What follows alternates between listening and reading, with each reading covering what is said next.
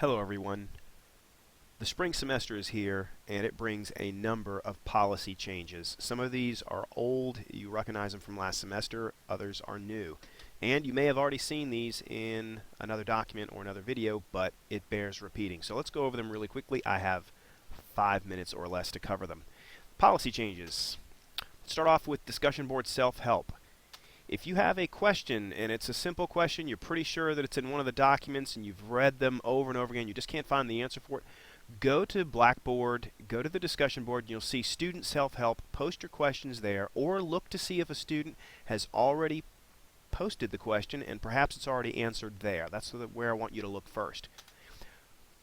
I want everyone to subscribe to that forum for at least the first month and help me out, help the other students out. Post your answers there. If you post a question and you don't get a reply within, let's say, 1 day, because I think with everyone being as active as they are, you're going to get an answer pretty quickly. But if you get an answer in the first day or two, then email me.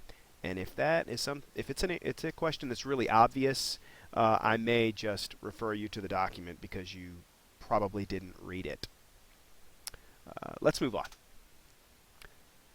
Composition blogs. You recognize these from last semester if you had a course in the fall. They replaced discussion boards. Students didn't like the discussion boards, so now we're doing compositions. They're to improve your writing skills. The college is all for that. The word length requirement is still 500 words, and if you'll look in the lower left part of the discussion blog, you'll actually see the word count.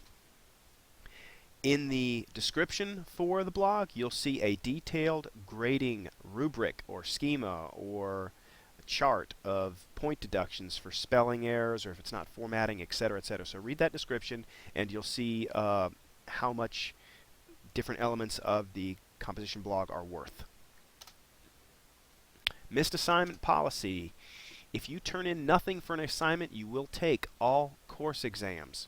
Conversely, if you'll simply turn in your work that's due, you don't have to study or take any tests for the entire semester. This applies for the courses, of course, which do have exams. It's a pretty sweet deal. Turn in all your work, don't take any tests. I wish I had that deal when I was in school. Missed assignment policy. Participation is 30% of your grade, and I'm going to go into that on another one of these slides, but I do want to let you know that your first, second, and third missed assignments are a reduction to your participation grade. The first reduction brings it down to an 85. The second assignment missed brings it down to a 50, your participation grade. And your third assignment missed brings your participation grade down to a 0. There's a reason for this policy, and there's a way to avoid it. I'm going to go into that on another slide. Not this one, though. Exam exemption. Maintain a 90 average and turn in all your work before the deadline passes and you'll be exempt from the exam. Now, instead of putting a blue square in Blackboard, what I'm going to do is round up your class average and put that in as your test score. So let's say you have a 94 or 93 average in the class. I'm going to put in a 95 as your test score, and that will tweak up your average just a fraction of a percent. But it definitely won't hurt your average. It'll help it just a little bit. Grading schema. You remember this from last semester. I don't use D's anymore. They're just A, B's, and C's. It's a 10-point scale, really simple to follow, and F for failing. Participation, 30%.